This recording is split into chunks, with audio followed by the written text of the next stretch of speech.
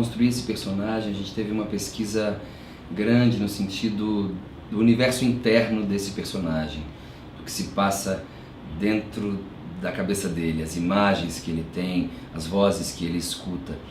Antes de externalizar isso fisicamente, eu precisei pesquisar, buscar cada detalhe, cada sensação desse personagem internamente, né?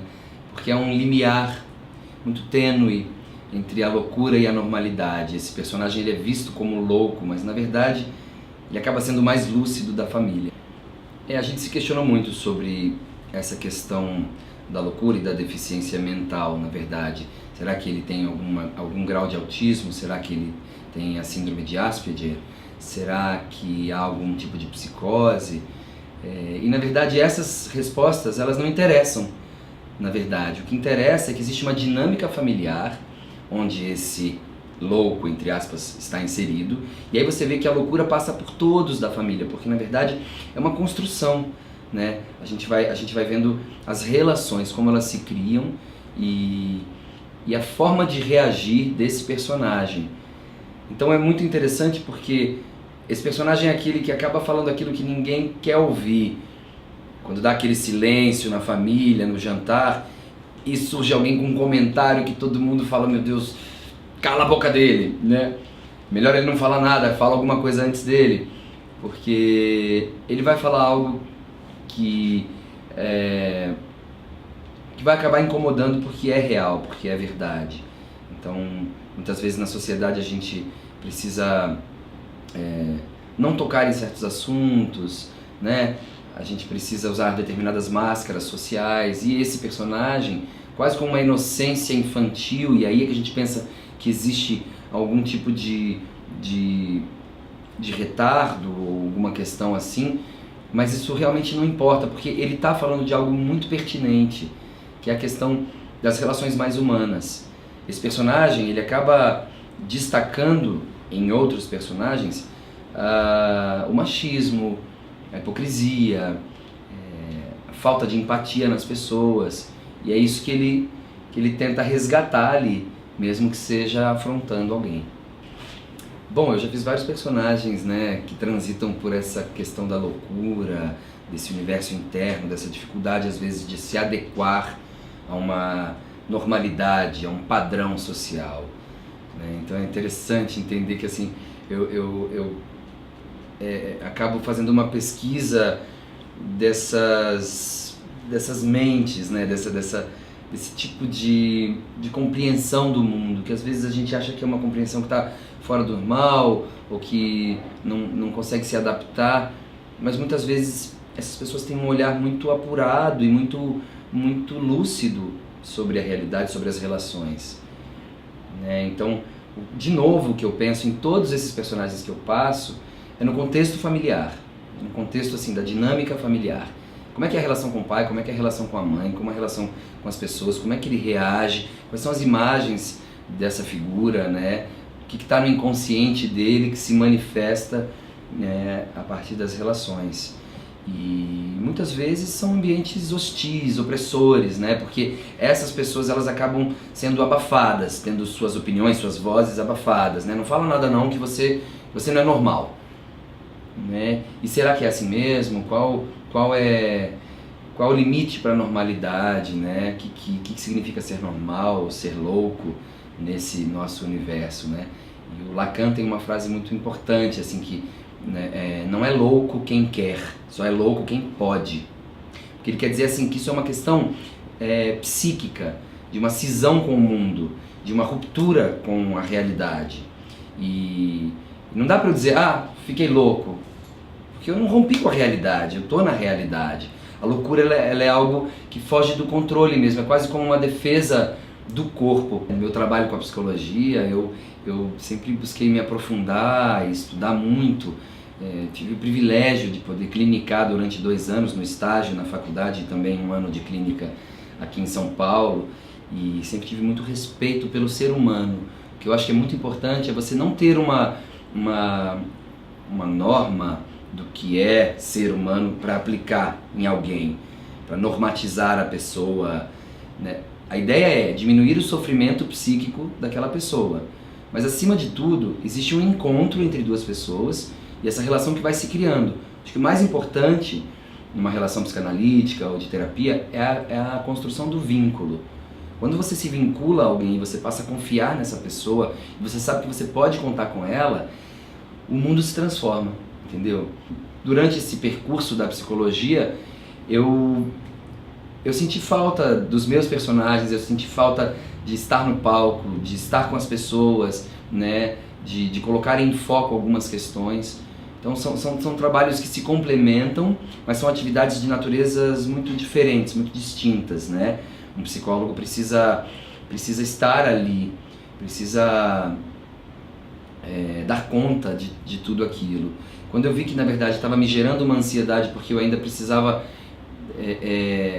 fazer outras coisas artisticamente, eu entendi que a psicologia estaria a serviço da arte. É muito bom trabalhar com a Rosi, é muito bom. Ela é um exemplo mesmo de profissional, de atriz e de pessoa. A Rosi tem uma generosidade incrível, de verdade, assim. E ela já chega com o texto pronto, ela já chega assim, pensando a coisa toda, tá sempre no horário. Então pra mim ela é um exemplo. E fora isso tem muito afeto já nessa relação que foi construída em outra peça. Na verdade eu fiz uma novela com a Rosi, fiz uma peça de teatro chamada La Mama, que eu produzi. E a Rosi fazia mãe de 2 filhos, eu era os 2 filhos dela, né?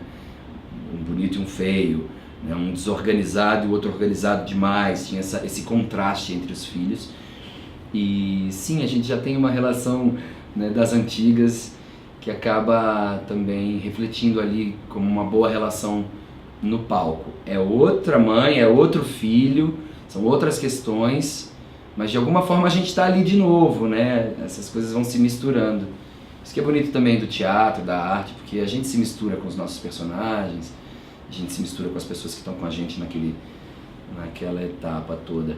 Queria destacar a direção do Elias Andreato, que é um grande amigo meu, na verdade. Já trabalhei com Elias por 3 vezes, eu fiz um curta-metragem com ele quando eu tinha 18 anos, ele foi meu pai e ele me abusava. Depois ele foi o meu terapeuta em Ecos. E agora ele é meu diretor. Então eu brinco, esse daqui já me abusou, esse aqui já me assediou, já me curou. Agora tá me dando um rumo aqui, uma direção nessa nova peça. O Elias é um grande artista. Olha, o Andreato tem um estilo muito democrático de trabalhar, ao mesmo tempo que o viés dele é humanista, é humano, né? São as questões humanas que interessam mais. É o que isso gera em cada personagem, o que a partir daquilo um desdobramento vai gerar uma outra relação. Então, ele me diz, não tenta mostrar nada, sinta, viva. E poxa, eu já ouvi isso durante 20 anos e é sempre é mesmo, peraí, deixa eu voltar para esse lugar que é interno, que é particular, é como esquecer que aquela plateia está ali, é como vendar os olhos e fechar a cortina, mas na verdade é porque o espectador, ele quer ter a chance de flagrar a vida de alguém, de espiar, de investigar, de falar, peraí, olha só. Então a gente tem que estar no palco como se ninguém estivesse olhando, como se ninguém estivesse nos vendo. E vivenciando essas relações na potência delas mesmo, assim, não no que isso vai representar. Isso é um segundo passo dessa mágica, né, que é o teatro, assim. Quem vai receber e analisar tudo é o espectador. Tudo isso que eu falei de pesquisa e tal, vai servir para construir minha base interna, me dar segurança em cena. Mas na verdade o que vai importar é a química daquela relação, naquele momento em que a cena se passa, né, naquele momento da vida daqueles personagens. E isso vai ser apresentado para o espectador, que vai tirar suas próprias conclusões. Então o Elias tem um trabalho que foca muito nesse sentido de contar uma história, viver essa história. Não pensa no que vem depois. Eu acho que todo personagem provoca algo nas pessoas, né? Às vezes ele é o cara que vai ser detestado, aquele personagem. Por quê? Porque ele tem uma postura que o espectador não aprova. Mas é importante que exista esse personagem, esse vilão, esse mau caráter, para que o público possa visualizar aquilo e né, e refletir a respeito daquilo. Eu tive a chance de fazer grandes personagens assim na minha trajetória até aqui, no teatro, na TV, no cinema, mas eu vejo que eles têm uma dose de inocência muito grande, assim, a maioria deles, mesmo quando ele é um meio delinquente. Por exemplo, o Shaolin de Senhora do Destino, um personagem que marcou muita gente, e ele era tudo errado, tudo torto, fazia um monte de coisa errada, mas tinha uma certa inocência, tinha uma humanidade ali, uma fragilidade, que na verdade o cara estava querendo parecer mais forte do que ele era, mas tinha uma fragilidade muito grande.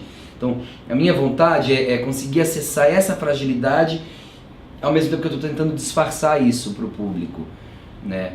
E o público é muito inteligente, quando ele está envolvido, acompanhando alguma coisa, ele vai lá, ele já sacou, ele pesca cada detalhe, né? Assim, então, quando você está encenando alguma coisa e você pensa algo, é como se o inconsciente se comunicasse com o inconsciente do espectador ou do telespectador.